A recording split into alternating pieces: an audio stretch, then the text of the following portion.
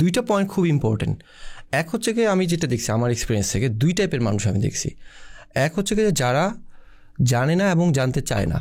আসলে কিছু মানুষ আছে গায়ে মাখায় না, জানিস, যে লাইক গেছে এরকম কয়েকটা এক্সপিরিয়েন্স। আমার খুব কাছে কিছু ফ্রেন্ড বা পরিচিত ছোট ভাই গেছে মাস্টার্স ইন মনে কর ইকোনমিক্স অথবা ইকোনমিক্স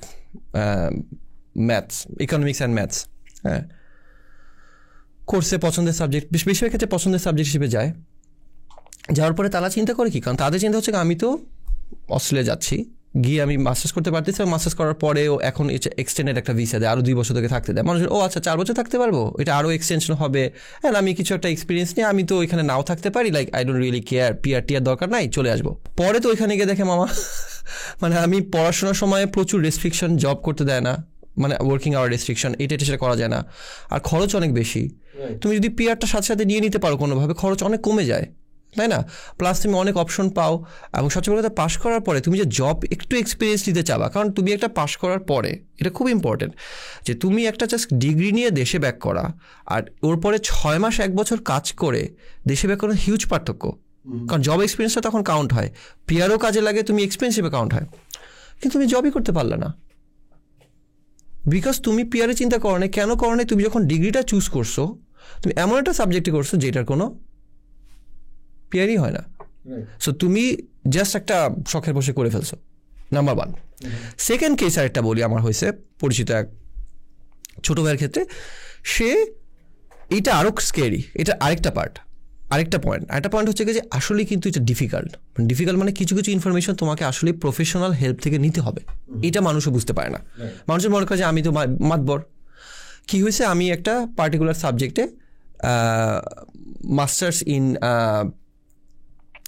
মেন্টাল সাইকোলজি, হ্যাঁ মাস্টার্স ইন সাইকোলজিতে সে মাস্টার্স করছে। সে দেখছে না সাইকোলজিতে মাস্টার্স করলে পিআর হয়, দেখে গেছে সব ভালো, পয়েন্ট সব কিছু ক্যালকুলেট করছে। এইজ হলে আমি যখন, তোমার কী করতে হবে, পয়েন্ট ক্যালকুলেট করতে হবে যে আমি যখন মাস্টার্সটা শেষ করবো তখন আমার কী কী ক্রাইটেরিয়া, বয়স কত হবে, ব্লা ব্লা, ইংলিশের টেস্ট সব কিছু দিছে। তারপর কি হয়েছে দেখ, কতটুকু স্কেরি, যে যখন মাস্টার্স করে হাফওয়েতে গিয়ে দেখে কি, ও যে ইনস্টিটিউশনে মাস্টার্স করছে, ওই ইনস্টিটিউশনের ওই মাস্টার্সটা যদিও ডিগ্রি একই, ওইটা is not accredited for migration. একটা কিন্তু ভুল হয় অনেক ক্ষেত্রে, যে তুই ধর অ্যাকাউন্টিংয়ে গেছিস, অ্যাকাউন্টিংয়ের তোর নিট কমে গেল, এটা অনেকের হয়েছে, খুব কমন, এটা সবার হয়েছে। বাট তুই খেয়াল করে যাস নাই যে ওই ইউনিভার্সিটি ডিগ্রিটা কোনো একটা কারণে, ওটা একটা হয়তো 2nd 3rd গ্রেডের ইউনিভার্সিটি, টপ গ্রেড না, একটু কম প্রাইসের, অ্যাক্রিডেটেড না, ওই ডিগ্রিটা অ্যাক্রিডেটেড না। এমনি কিন্তু ইউনিভার্সিটি কোনো সমস্যা নাই, ডিগ্রিতে ছোট্ট করে লেখা আছে নিচে ওয়েবসাইটে যে দেয়ার আর সাম অ্যাক্রিডিটেশন ইস্যুস, এইটার জন্য আমরা দায়বদ্ধ না। ওরা কিন্তু লিখে দিচ্ছে আমরা মাইগ্রেশন রিলেটেড অ্যাক্রিডিটেশনে দায়বদ্ধ না, এইটা তুমি মাইগ্রেশন অথরিটির সাথে, কারণ অ্যাক্রিডিটেশন কিছু অথরিটি আছে তার সাথে ইয়ে করো। এখন দেখ, সে কিন্তু হাফওয়ে এখানে করে ফেলছে, just because of not getting the right information, সে কিন্তু পুরা ধরা। এখন তুমি ইউনিভার্সিটি চেঞ্জ করো, না হলে তুমি এখন কমপ্লিট ডিগ্রি চেঞ্জ করো, ক্যারিয়ার পাথ চেঞ্জ করো, তাই না?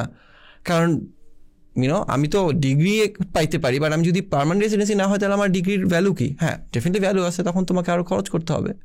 সো এই কিছু রিয়েল লাইফ কিছু স্টোরি আছে, হ্যাঁ, যেটা আসলে মানে আমি যখন দেখছি তখন আমার কাছে মনে হচ্ছে people need to be aware and take inform decision. মানুষ আরেকটা বড় সমস্যা হচ্ছে এই যে ধর ঝুলতে থাকা কমিউনিটি, যে আমি গেছি, ঠিক আছে, আমি অস্ট্রেলিয়াতে গেছি ঠিকই, এখন আমার পাসপোর্ট হবে কি হবে না আমি জানি না, তা আমি বাংলাদেশে ব্যাক করলে কেউ বলতেছে যে ভাই তুমি মনে হয় জীবনে অ্যাপ্লাই করতে পারবো না, আবার ওইখানে থাকলে আমি খালি অর জব করেই যাচ্ছি।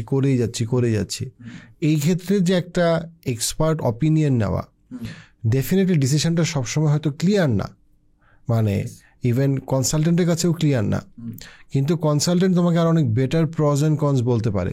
এবং ব্যাপারটা আমি এভাবে চিন্তা করি যে ভাইয়া বিয়ে করছি, বাচ্চা আছে, এখন লেটস সে বউ পরকিয়া করে বা জামাই পরকিয়া করে, ডিভোর্স দিব কি দিব না, it's not a easy decision. Consultant তোমার ডিসিশন দিয়ে দিবে না, বাট কনসালটেন্ট তোমাকে এম্পাওয়ার করবে এই ডিসিশনটা বেটার তুমি যেন নিতে পারো, তুমি নিবা আলটিমেট ডিসিশনটা, এবং decision has massive consequence. So কারণ ডিভোর্স তোমার জন্য সমাধানের পথ হইতে পারে, আবার তোমার জন্য আরও বড় সমস্যার পথ হইতে পারে। সেম ওয়েতে তুমি এখন অস্ট্রেলিয়া বা কানাডায় গেছো, যাওয়ার পরে তোমার ধারণা ছিল যে আমি মাস্টার্সটা করলেই জব পেয়ে যাবো এবং আমার পাসপোর্টটা হয়ে যাবে, আমার জীবন সুখী হয়ে যাবে। কিন্তু তুমি ভাইয়া জবই করতেছো, অলরেডি জব করতেছো, 1.5 বছর হয়ে গেছে। এখন তুমি যদি বাংলাদেশে আসো, লোকজন বলছে পাও তো নাই, পাওয়ার সময় আরও কমে যাবে। আবার তুমি যদি ওইখানে থাকো, দেন এটা পুরোপুরি অনিশ্চিত। হ্যাঁ, বামপন্থী ডানপন্থী মারামারি কাটাকাটি করে কই যাবে আল্লাহ জানে। ওই জায়গাটাতে এই যে তুমি যে একটা বিপদের মধ্যে পড়ছো, ওইখানে রাদার দেন ভাই আপনার কি মনে হয়, ভাই আপনার কি মনে হয়, একটা এক্সপার্ট অপিনিয়ন নেওয়া is always a good idea and cost effective compare to the overall expense of your quality of life. না, সেটা তো সে ডেফিনেটলি। এখানে একটা জিনিস বোঝা দরকার বা বলা দরকার, সেটা হচ্ছে রিসেন্ট কয়েক বছরে আমার ইয়েতে, মানে আমার তো প্রায় বাইরে 12 বছর আছি, তো যেখানে আমি কিছুটা হলে মাইগ্রেশন কি রুল টুল চেঞ্জেস দেখি, যদি অত রেগুলার। রিসেন্টলি গত 4-5 বছরে বোথ কানাডা অ্যান্ড অস্ট্রেলিয়া তুই হঠাৎ করে অনেক বেশি লোক নিচ্ছে, তুই শুনবি যে আয় হায় হায় হায় কানাডা তো গত 2 বছর দরজা খুলে দিয়েছে, ফ্লাড গেট। কিন্তু এই হঠাৎ করে গত 6 মাসে তুই শুনবি তালা লাগাই দিছে। মানে যখন খুলছে তখন ধাপায় খুলছে, যখন ফ্লাড গেট ওপেন মানে যখন বন্ধ করছে ভাই নাই, দরজা বন্ধ, তুমি একটুর জন্য মিস করছো। এটা কিন্তু হয়েছে এবং এটা ট্রু। মানে তোর আমি ফ্র্যাঙ্কলি অস্ট্রেলিয়াতে যদি বলি, মানে অস্ট্রেলিয়াতে গত মানে ওভারঅল যদি বলি গত 4-5 বছরে যেটা হয়েছে যে ওরা খুবই রেস্ট্রিক্ট করছে, কিন্তু কিছু কিছু জায়গায় ওপেন রাখছে। সেটা হচ্ছে কি ওদের মানে প্ল্যানিং হচ্ছে এখন রিজিওনাল মাইগ্রেশন, মানে রিজিয়নের দিকে সবাইকে ছুঁড়ে মারতেছে। মানে বলতেছে যে তুমি সিটি থেকে বাইর হও, জাস্ট তুমি সিডনি ক্যাপিটাল থেকে বের হও। সো ডিসেন্ট্রালাইজ করার একটা ওইটার সাথে ওরা মাইগ্রেশনকে ম্যাচ করে পলিসিগুলো রুলগুলো এরকম যে তুমি রিজিয়নালে গেলে তোমার বেটার চান্স অফ মাইগ্রেশন। এখন ওই প্যাচে অনেকে পড়ছে। এখন এটাতে এটা হচ্ছে যে ডেফিনেটলি ওইগুলাই অনেকের জন্য ওনলি ওয়ে, এবং দিজ আর দ্য মানে কাউন্সিলার্স ডিসিশন, অ্যান্ড এগুলাই মানে বেটার অপশনস আনফর্চুনেটলি। অ্যান্ড ওইখানে গিয়ে অনেকের কিন্তু পিয়ার হয়েছে, আবার কিছু কিছু ক্ষেত্রে হয়তো রুল বেশি চেঞ্জের কারণে হয় নাই। So what I am trying to say যে জিনিসটা কঠিন, জিনিসটা এখন migration is getting harder, and এটার জন্য ধৈর্য, পেশেন্স ধরা এবং সাথে সাথে রাইট ট্র্যাকে থাকাটা খুব ইম্পর্টেন্ট, মানে ইনফর্ম থাকা। মানে আমি যেটা সবসময় বলি যে হ্যাঁ আমি একদম রাইট সাবজেক্ট পছন্দ করে সব কিছু ক্যালকুলেট করে গেলাম একটা ব্যাচেলার্স করতে। এখন ব্যাচেলার্স করতে প্রচুর ছেলে পেলে যাচ্ছে। লাইক মানে আমার পরিচিত একজন আছে, অ্যাগেন ছোটো ভাই, সে গেছে ব্যাচেলার্স করতে। সে যখন ব্যাচেলার্স করতে গেছে একটা ইঞ্জিনিয়ারিং সাবজেক্টে, আমি কিন্তু যেহেতু আমার সাথে হয়তো মেন্টরিং করতেছে, আমার কথা হচ্ছে কি ফার্স্ট ইয়ার থেকে আমি বলছি তুমি এভরি ইয়ার, আমার কথা হচ্ছে এটা, তুমি every 1 year you have to sit with at least 2 migration agent. তাদের সাথে দোস্ত রাখবা যে এখন কি অবস্থা, হালচাল কি। এটাতে কোনো, এবং এটাতে কোনো খরচও নাই। মাইগ্রেশন এজেন্ট কিন্তু তুমি যদি ভালো থাকে, যারা নর্মাল অনেকেই আছে, তোমার জন্য খরচ নাই। জাস্ট আমার গত বছরে যে ইনফরমেশন ছিল বা যে রুল ছিল বিভিন্ন স্টেটে, এখন রুলগুলোর কী অবস্থা, কমলো কি বাড়লো, এই যে জাস্ট একটা ইনফরমেশন তুমি প্রতি বছর অ্যাটলিস্ট মিনিমাম ইয়ারে একবার বলছি আমি, ফার্স্ট ইয়ার, সেকেন্ড ইয়ারে, থার্ড ফোর্থ ইয়ারে গিয়ে তুমি একটু করতে পারো, তখন তুমি কিন্তু বেটার তুমি পাথ পাবা, মানে বেটার তুমি ইনফর্ম ডিসিশন নিতে পারবা। যেমন তুমি হঠাৎ করে গিয়ে কোনো ইউনিভার্সিটি চেঞ্জ করবা কিনা, তুমি কি এক স্টেট থেকে অন্য স্টেটে মুভ করবা কিনা, বেনিফিট কি, প্রজ অ্যান্ড কনস, এই জিনিসগুলো তুমি দেখতে পারো। এবং ইনশাল্লাহ মানে আমি মনে করি যে এইভাবে তুমি যদি যাও, দেন তুমি মানে অ্যাটলিস্ট এই যে হুকআপগুলা যে ঝামেলা পড়তেছে এইগুলো তুমি কিন্তু এড়াইতে পারবা। এখানে যে জিনিসটা আমার কাছে মনে হয় যে মানুষ আরেকটা যেটা মানে কন্টিনিউয়াসলি ভুল করে, সেটা হচ্ছে গিয়ে যে একটা তো হচ্ছে গিয়ে যে আমি যদি নিজে যেতে চাই, আরেকটা হচ্ছে বাবা মা যখন যেতে চায়, রাইট, বাবা মা তার ছেলেকে পাঠাবে, বাবা মা তার ছেলেকে আন্ডার গ্রাজুয়েশনে পাঠাবে, বাবা মা তার ছেলে মেয়েকে মাস্টার্সে পাঠাবে, বাবা মা তার ছেলে মেয়েকে পিআরের জন্য, মানে বাবা মা ইজ টেকিং দ্য ডিসিশন, বাচ্চা ডিসিশন নিচ্ছে না। অনেক ক্ষেত্রে বাবা মা যে ভুলটা করে সেটা হচ্ছে কি এক একটা জিনিসের প্রজ অ্যান্ড কনস চিন্তা করে না। যেমন একটা এক্সাম্পল দিই, লেটস সে বাচ্চা সিদ্ধান্ত নিচ্ছে না, বাচ্চা বলছে বাবা মা তোমরা সিদ্ধান্ত নাও, আচ্ছা ফাইন।